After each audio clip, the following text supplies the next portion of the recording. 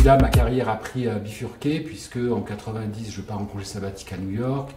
Je rejoins Act Up New York, puis après à Paris, Act Up Paris. Donc je m'engage beaucoup dans la lutte contre le sida et je quitte France 2 en fin 91 sur un reportage pour Envoyé spécial qui s'appelait La guerre des seringues.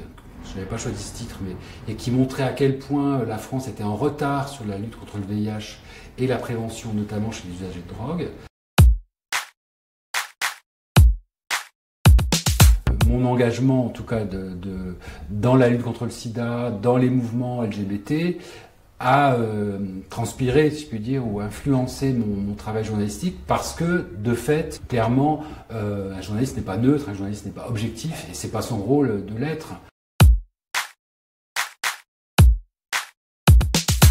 Clairement, la presse a joué un rôle plutôt délétère au début, puisqu'on a très vite associé, je pense à cette une de Libération, le cancer gay.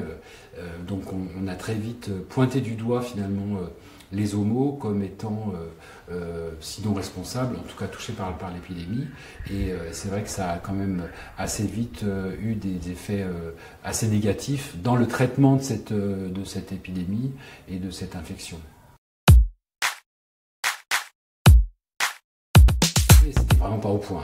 Il y avait encore une série de stéréotypes, de clichés, même dans les mots, c'était pas encore au point. Et même si aujourd'hui, les sujets, les thématiques LGBT sont quand même beaucoup mieux traités, et beaucoup plus fréquemment traités sur les médias généralistes.